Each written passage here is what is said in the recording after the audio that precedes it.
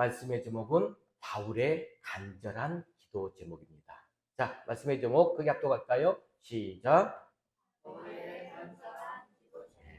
간절한 기도 제목이 뭘까? 오늘 말씀을 통해서 바울은 오늘 이제 데살로니가 교인들에게 어떤 기도 제목으로 우리에게 은혜를 보여줬을까 하고 보기 전에 우리가 또 말씀 영상을 저희 교회에서는 항상 보는데, 제가 지난달에가 12월 달인가 차인표 영상 보여줬었죠. 예, 차인표가 어떤 신앙 가운데서 하나님을 만났던가. 차인표의 부인이 누구죠? 신혜라. 오늘은 신혜라 씨의 간증된 영상입니다. 보시고 한번 은혜 받기 바랍니다.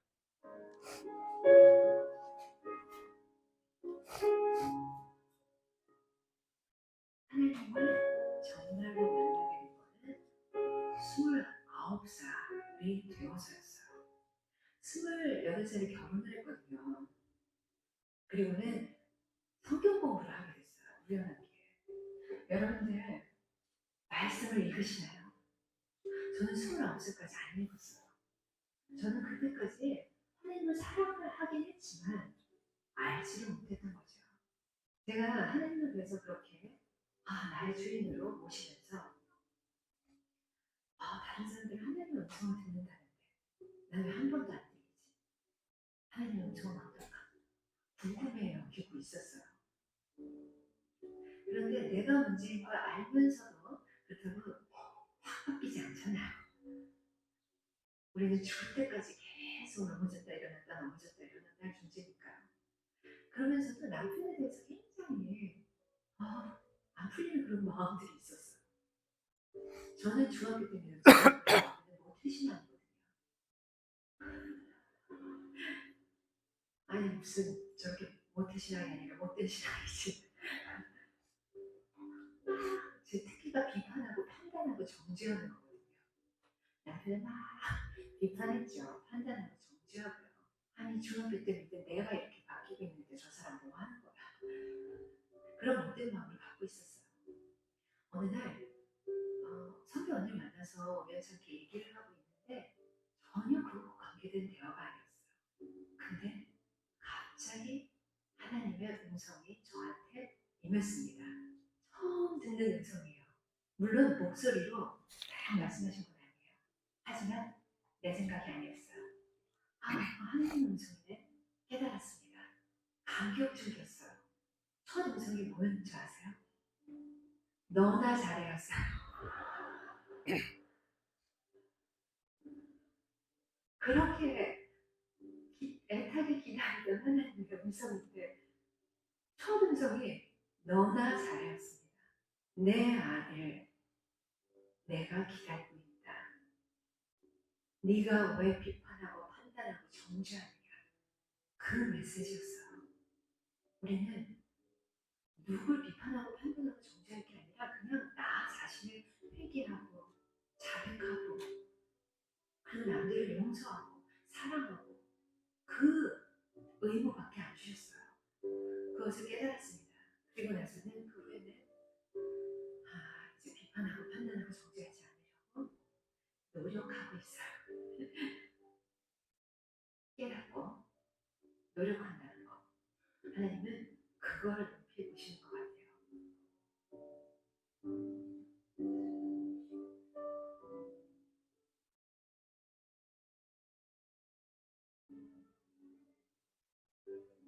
한 6, 7살쯤 된 인도 남자아이인데 저한테 먼저 이렇게 손을 내밀었습니다. 저는 그 아이가 내민 손을 딱 잡았습니다.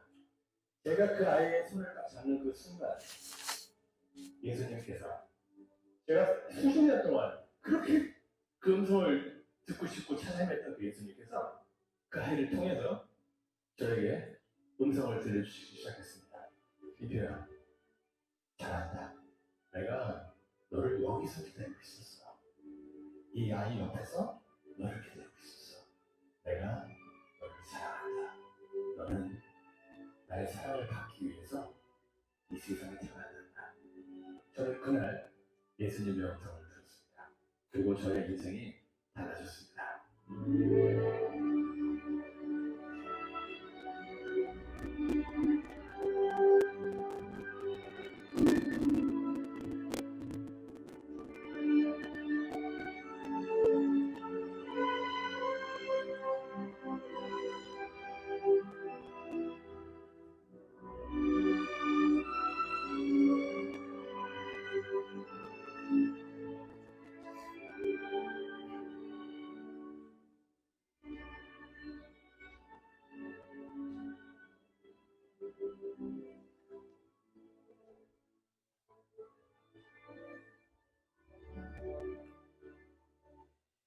네, 귀한 또 우리 신혜라 차일표 가정의 부부의 간증된 영상.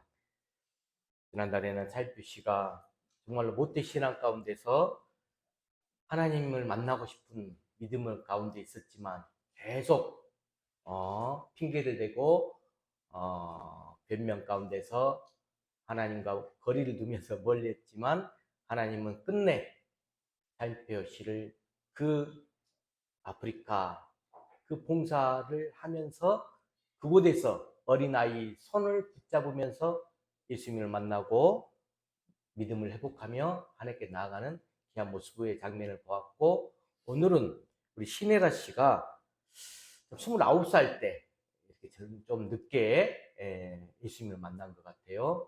하지만 그 전에 우리들의 모습 함께 보이지 않습니까? 우리들도 인간적으로 항상 비판하고 정죄하고 판단을 스스로가 많이 하죠. 신앙생활 하면서도 내 바로 옆에 뭐 남편이든 아내든 성도든 어떤 신앙생활 하는 모습 가운데서 세상 가운데의 모습 가운데서 비판하고 판단하고 정죄하면서 우리는 나아가는데, 우리 신혜라 씨한테 하나님의 첫 음성이 뭐라 하겠다고요? 박수정 집사님 뭐라 했었어요? 하나님이? 너나 잘해. 참 가슴이 은뜻했을 것 같아요. 왜 하나님의 음성은 정말로 우리가 기도 가운데 세미한 음성을 듣기를 간절히 원하는 가운데 있다가 하면 다른 생각과 다른 마음의 간절함으로 우리에게 분명히 나타나시고 들려주십니다. 우리가 보기에는 정말로 더디인 것 같아도 하나님은 우리를 정말 진정한 가운데서 하나님의 때에 우리를 만지시고 또 기다리시면서 우리에게 축복하십니다. 하나님은 지금도 역사하신 줄 믿고 나아가는 귀한 여러분들 되시길 바랍니다.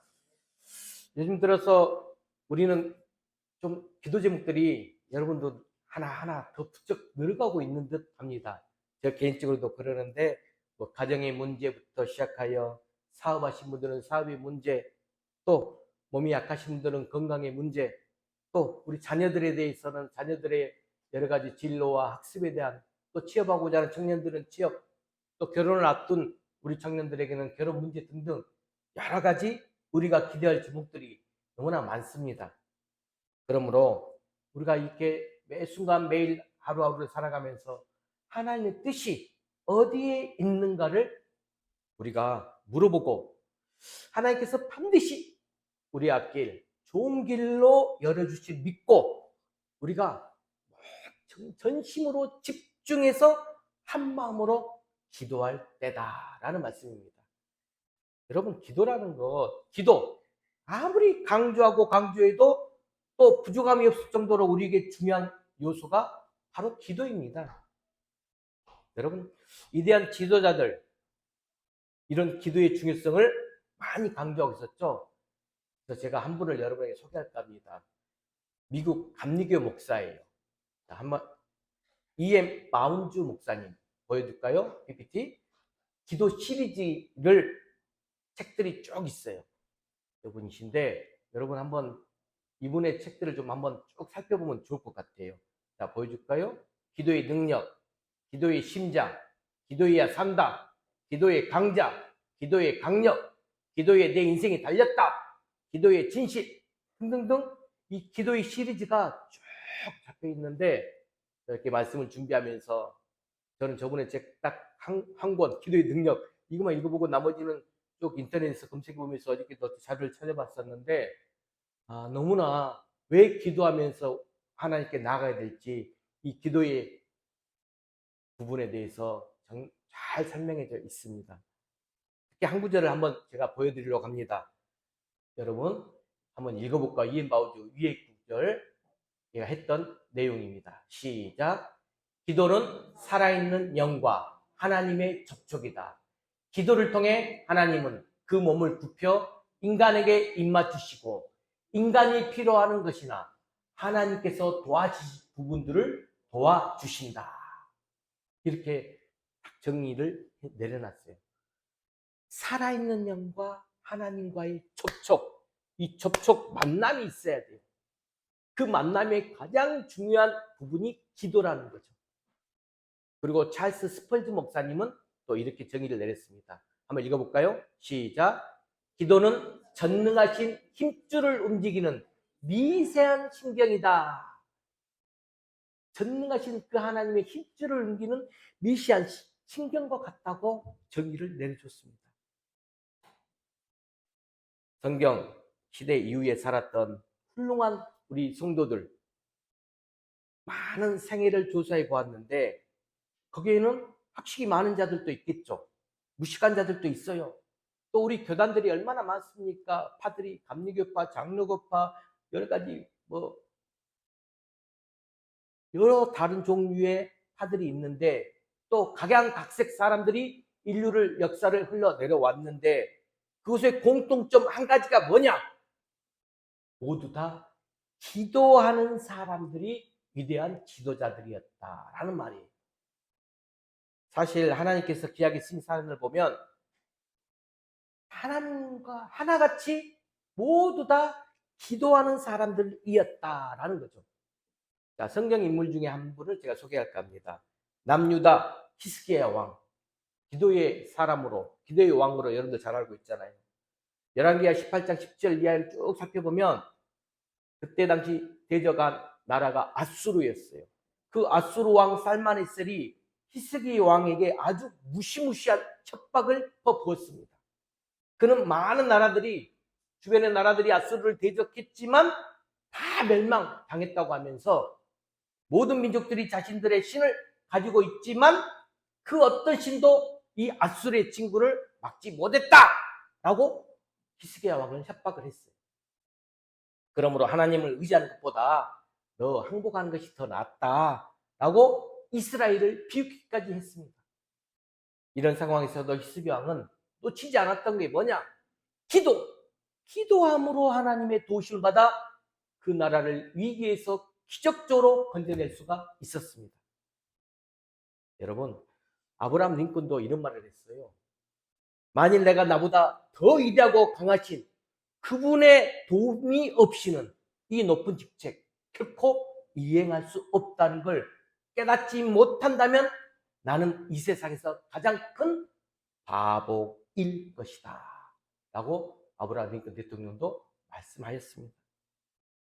자, 여러분, 저는 오늘 본문을 통해서는 이제 위대한 사역자 사도 바울, 이 바울은 어떤 모습으로 기도를 우리에게 필요성을 이야기를 하는가 살펴보려고 합니다.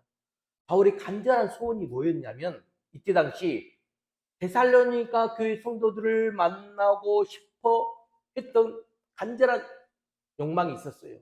하지만 사탄이 그 길을 막은 것에 대해서 굉장히 아쉬워하는 마음을 표현하고 있고 또 장차 하나님 앞에 영광스러운 이 성도들로 세우고 싶어하는 마음, 이 두 가지로 가득 차 있는 오늘 본문입니다.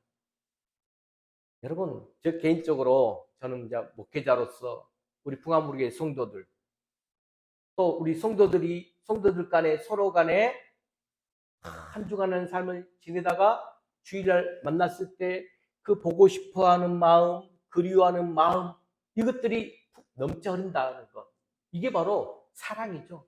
이 사랑의 극치라고 말할 수가 있어요. 서로 보고 싶고 그리워해야 돼요.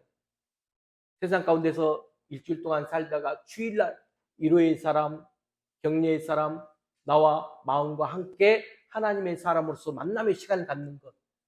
바울은 지금 현재 그런 마음으로 당장 같아서는 데살로니가 성도들에게 뛰어 달려가고 싶었지만 이 상황과 형편이 여의치 않아서 대신 누구를 지금 보냈다? 동역자 디모데를 보냈습니다.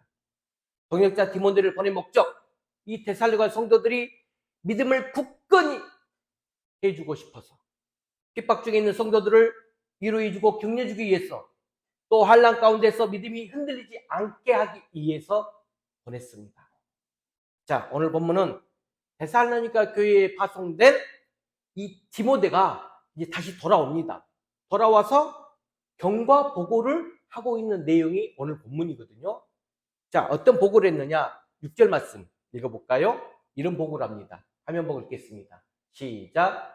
너희 믿음과 사랑의 기쁜 소식을 우리에게 전하고 또 너희가 항상 우리를 잘 생각하여 우리가 너희를 간절히 보고자 함과 같이 너희도 우리를 간절히 보고자 한다.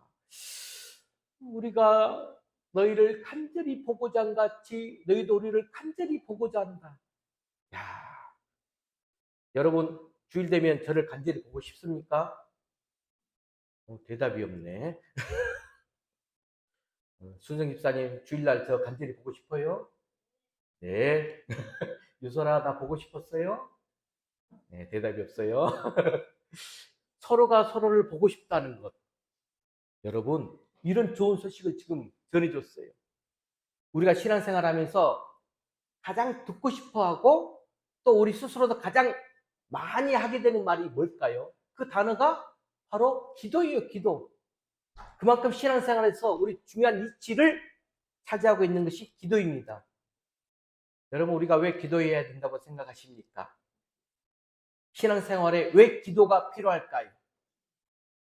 너무나 많이 듣고 이 시간까지 오지 않았습니까? 오늘은 이 바울이 데살로니가 교회 성도들에게 보낸 편지를 통해서 우리가 기도회를 해야 되는 이유, 바울은 어떤 마음으로 기도의 중요성, 필요성을 말했는가를 살펴보고자 합니다. 자, 첫 번째, 우리 신앙생활에 기도가 필요한 이유 첫 번째 읽어봅시다. 시작. 부족한 믿음을 온전히 세우기 위해서 기도가 필요합니다. 무엇을 온전히 세우기 위해서? 부족한 믿음을 온전히 세우기 위해서. 자, 10절 말씀에 나와 있어요. 10절 말씀 읽어볼까요? 시작. 주야로 심히 간구함은 너희 얼굴을 보고 너희 믿음이 부족한 것을 보충하게 하려 함이라 라고 기록되어 있습니다. 바울은 지금 데살로니가 교회 성도들에게 너무너무 보고 싶어 했어요. 그래서 여러 번 그들에게 갈 마음 정말 굴뚝같이 있었지만 사탄이 그 상황과 한계 가운데서 그 길을 방해함으로 말미암아 갈 수가 없었습니다. 이제 막 걸음마를 시작한 성도들, 그 믿음이 혹시라도 핍박으로 인해 흔들리지 않을까?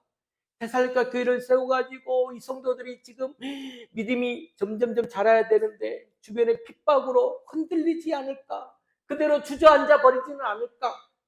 이 노심초사 염려가 되었기 때문입니다. 그래서 바울은 참고 참다가 도저히 견딜 수 없어서 다시는 갈 수 없는 상황이기 때문에 대신해서 디모데를 보내게 됩니다. 그런데 데살로니가를 방문하고 돌아온 디모데의 보고가 너무 바울에게 위로가 됐던 거죠. 바울의 그런 근심과 걱정 한순간에 사라지게 만들어버렸습니다.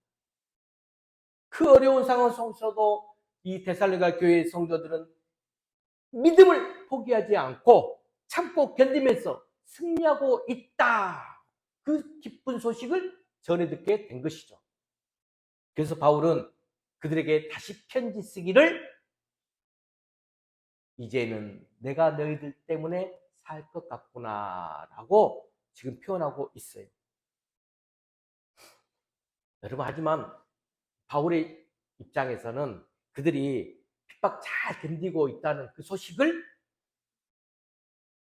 이 바울의 마음을 온전하게 안심시켜 주기에는 그래도 감사하면서 충분했지만 그렇다고 해서 지금 데살로니가 교회 성도들의 그 어린아이 신앙이 믿음이 온전해진 것은 결코 아니었어요. 그들은 여전히 걸음마를 막 시작한 어린 아이와 같은 더 성숙한 신앙생활을 필요로 하는 성도들이었습니다. 그래서 바울은 한맛으로 지금 데살로니가 성도들을 생각하면서 그들의 믿음이 계속 잘 자라기를 기도했다라고 말씀하고 있습니다. 여러분, 우리가 어린아이, 애들 태어나서 걸음마를 막 시작하러 갑니다. 그러면 끼뚱끼뚱 하면서 얼마나 위태합니까? 아이가 가고자 하는 곳 제대로 가지 못할 때가 너무 많죠. 비틀비틀거리다가 엉뚱한 곳으로 넘어지기도 하죠.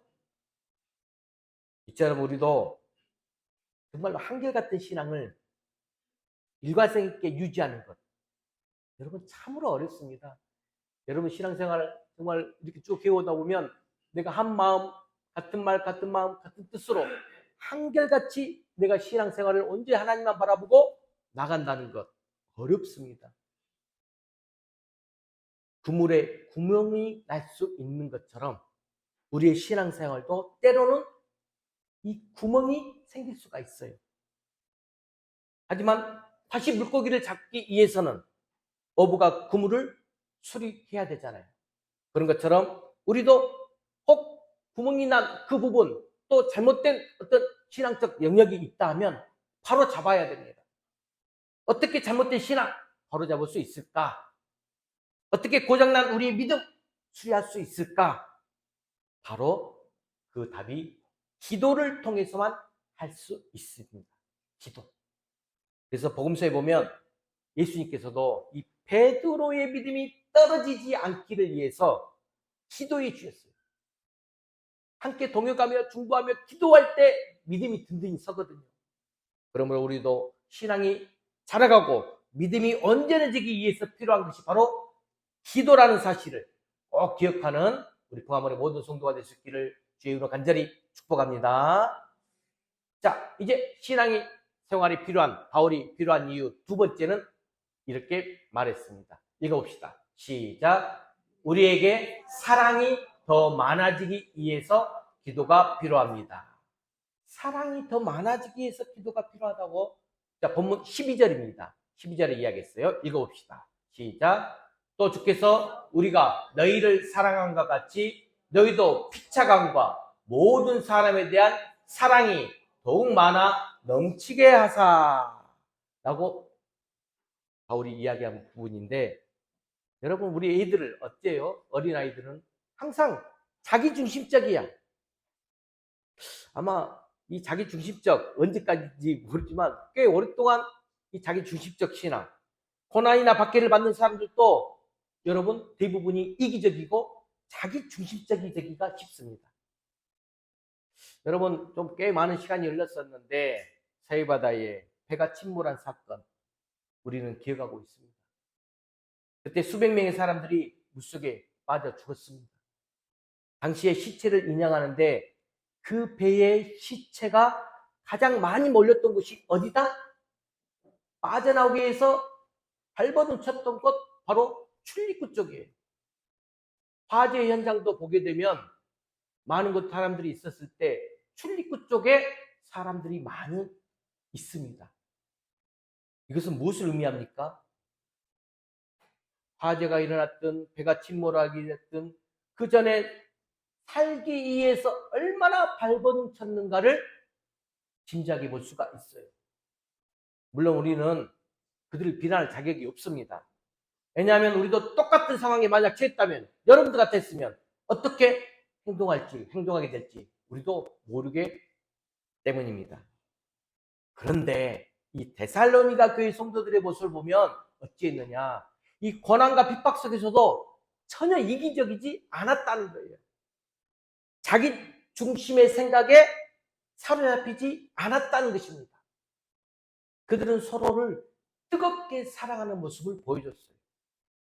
그럼에도 불구하고 바울은 그들에게 사랑이 더 풍성해지고 많아져서 아예 사랑이 차서 더 넘치게 해달라라고 기도하고 있다는 것입니다. 기도가 충분하게 서로 간에 평균 이상으로 좀 믿음의 교인들로 성도들로 가득 차 있음에도 불구하고 더 많이 넘치게 해달라라고 기도하고 있다는 거예요. 이것은 우리에게 무엇을 말해주고 있을까요? 여러분, 사랑은 해도 끝이 없는 게 사랑이에요. 마태복음 22장에 보면 하루는 한 율법자가 예수님께 나와 물었습니다. 선생님, 율법 중에 어느 계명이 가장 큽니까? 그때 예수님께서 어떻게 대답하셨습니까? 여러분이 잘 아는 구절 마태복음 22장 37절 39절 말씀을 보게 되면 네 마음을 다하고 목숨을 다하고 뜻을 다하여 주 너의 하나님을 사랑하라. 이것이 크고 첫째 되는 계명이요. 둘째는 내 이웃을 내 몸과 같이 사랑하라 라고 말씀하셨습니다. 예수님께서 해주신 이 말씀, 키워드가 뭡니까? 사랑. 이 모든 계명 중에서 가장 크고 중요한 계명이 사랑이다 라는 말씀입니다. 이야기 하나를 한번 해볼까요? 인형을 굉장히 좋아하는 한 어린 소녀가 있었어요. 인형, 애착 인형들. 그 집에 아버지의 친구가 놀러 왔어요. 그 소녀는 자신의 인형을, 예쁜 인형을 보여주면서 자랑을 했어요. 그러자 아버지의 친구가 그 어린 아이에게 물었습니다. 얘야, 이 인형들 중에서 네가 제일 좋아하는 인형이 어떤 것이니? 라고 물었어요. 그러자 소녀는 잠깐 동안 가만히 있다가 침묵하다가 이렇게 대답했습니다. 아저씨, 제가 제일 좋아하는 인형은, 그 좋아하는 인형을 말하면 절대로 웃지 않겠다고 약속해 주시면 제가 말할게요. 아저씨가 그래 약속하마. 그러자 소녀가 자기가 가지고 있는 인형들 중에서 어떤 인형을 보여줬을까요? 자기가 정말 예쁜 인형들이 많은데 그 중에 팔이 떨어지고 다리 하나가 너덜거리고 옷은 헤어진 그 인형을 아저씨에게 보여주면서 이 인형이라고 말하는데 그분이 그걸 보고 다시 묻습니다. 너는 무엇 때문에 이 인형을 제일 좋아하니? 그랬더니 그 아이가 대답하는 말이 뭐다? 이 인형은 제가 사랑해주지 않으면 아무도 사랑해주지 않을 것 같아서요 라고 말하더랍니다. 제가 요즘 좀 상담도 많고 강의를 좀 많이 해요. 근데 강의 중에 어떤 분이 저한테 점심 식사를 하면서 질문을 하더라고요. 왜 이렇게 힘든 시간들을 좀 이게 강의하는 것이 좀 법적으로 법을 어기는 분들에게 부정적인 생각들이 많고 또 상담도 마음이 아파서 오신 분들이 많고 막 그러잖아요.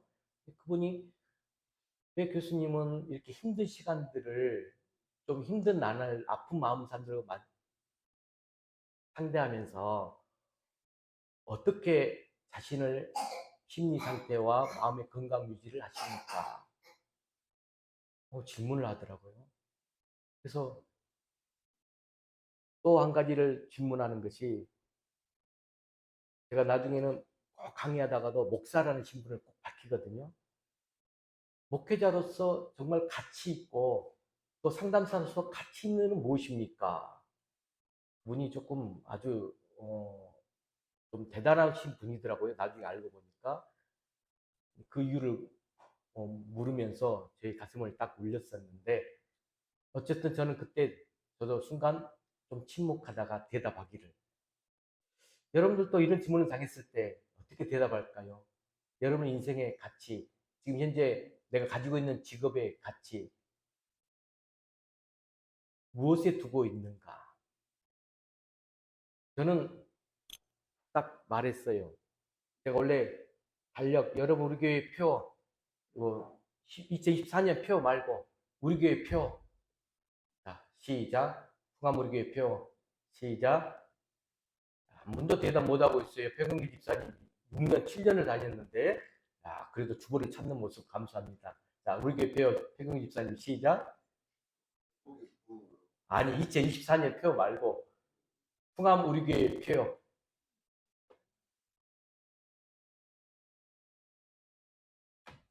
주보 제일 앞면. 아니 제일 위에.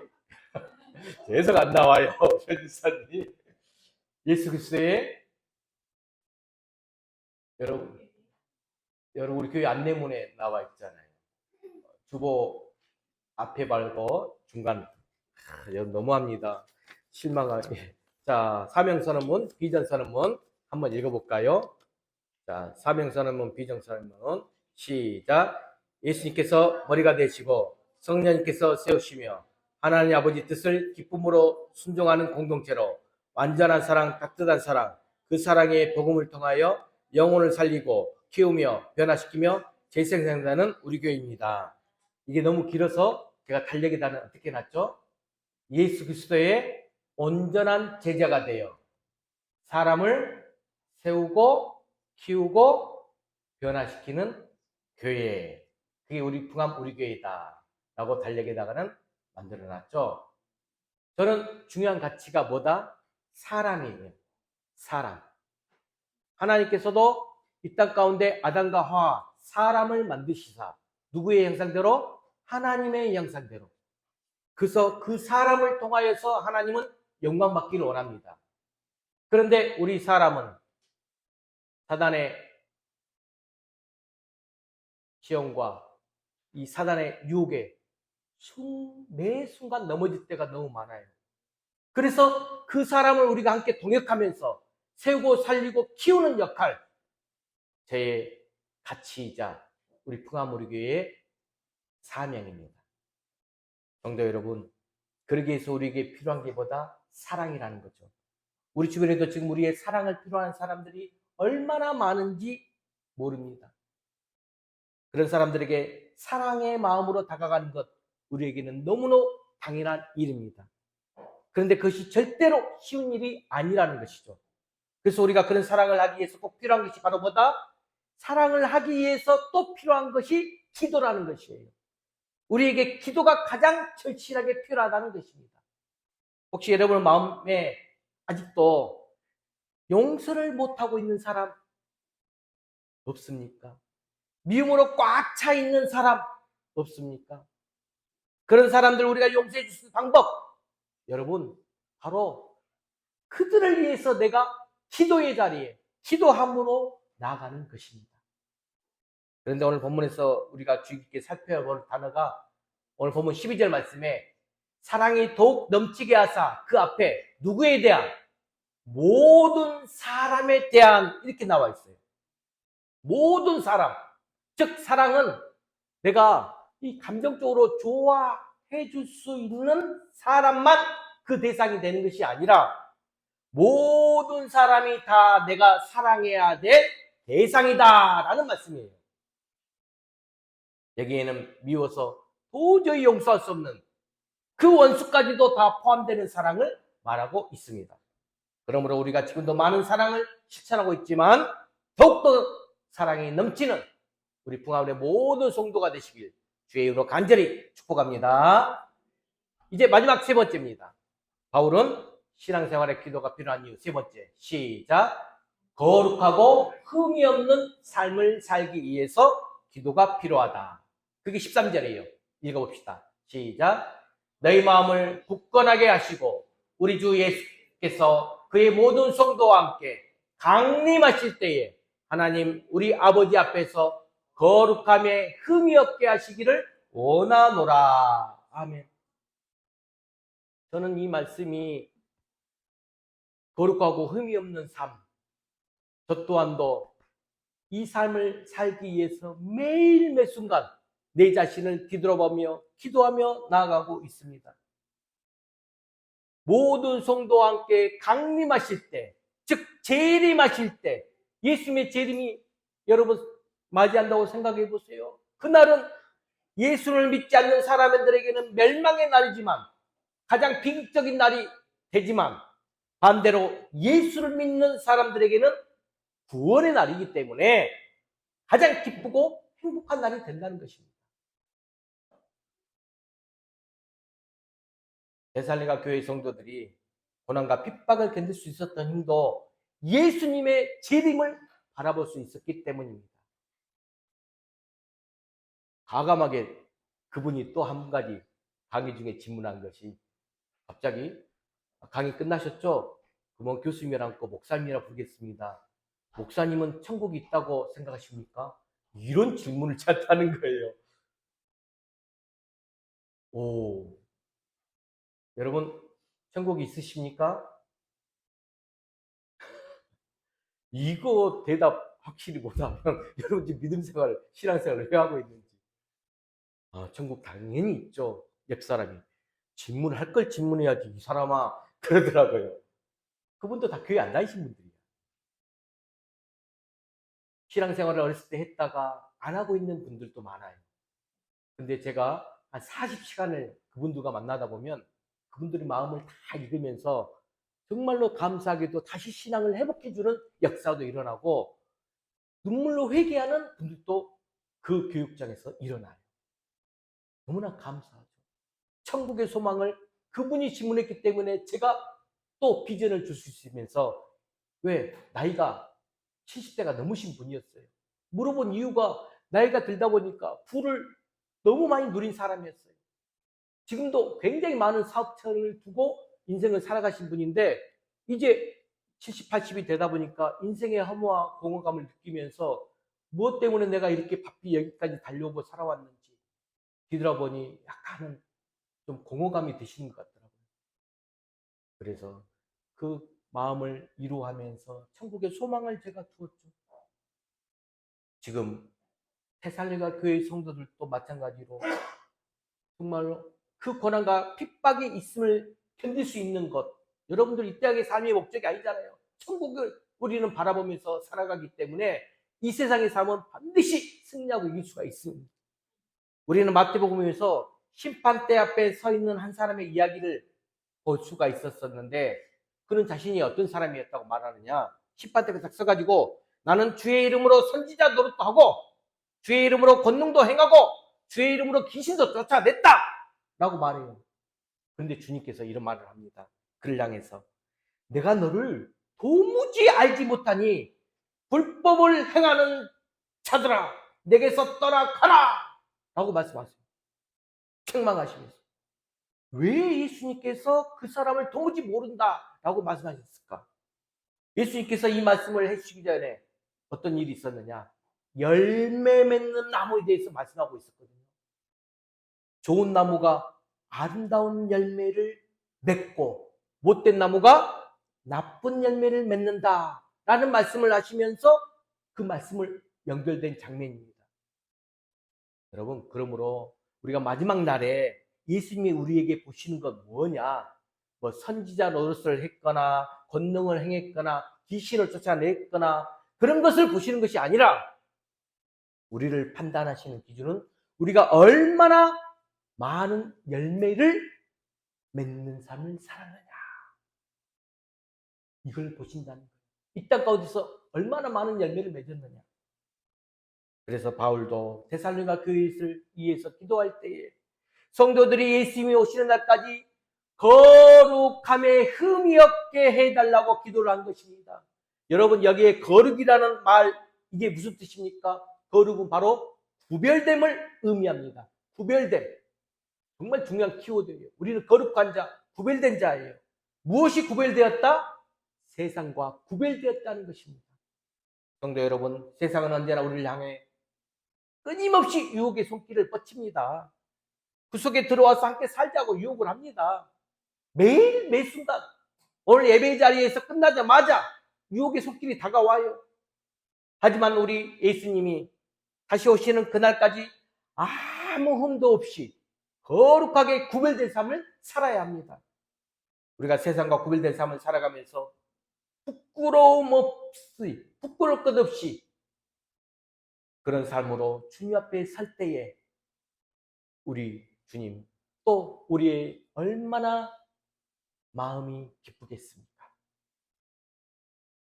말씀을 마무리하겠습니다. 오늘 제가 바울이 말했던 신앙생활의 기도가 필요한 이유 3가지를 살펴보았습니다. 자, 첫 번째가 뭐라겠죠? 부족한 믿음을 온전히 세워주기 위해서. 데살로니가 교회 성도들이 우리 포가브르교회 성도들하고 비슷하다고 생각하면 돼요. 그래서 제가 여러분들에게 기도하고 바울도 그 성도들에게 기도할 때 부족한 믿음을 더 온전하게 세워주소서. 그게 여기서 기도가 꼭 같이 해야 된다는 거예요. 두 번째로 뭐였죠? 우리에게 사랑이 더 많아지게 해서 사랑에 충만해. 하지만 더 넘치도록 사랑해달라고 기도해야 돼요. 세 번째는 거룩하고 흠이 없는 삶을 살기 위해서 기도가 필요하다라는 것입니다. 바울이 데살로니가 교회를 향해서 기도한 것처럼 저와 여러분의 인생에도 기도가 차고 넘치시기를 바랍니다. 그리고 그 기도를 통해서 저와 여러분의 부족한 믿음 다 채워주시고 부족한 사랑이 더 풍성해지시고 더 나아가 주님이 다시 오실 때까지 거룩하고 흠이 없도록 깨어 기도하고 준비하고 주님을 기쁨으로 맞이하는 우리 붕암모리의 모든 성도가 되시길 주의 이름으로 간절히 축원합니다. 이 시간 우리 세상의 유혹 시험이 내게 몰려올 때에 이 찬양을 부르면서 오늘 말씀 가운데서 받은 은혜, 정말로 기도하지 못한 죄 있습니까? 아직도 용서하지 못한 죄 있습니까? 아직도 미움으로 내 가득한 마음 있습니까? 정말로 이 부족한 믿음 온전히 더 세워달라고 기도하는 시간을 가져보겠습니다. 세상의 유혹 시험이 내게 몰려올 때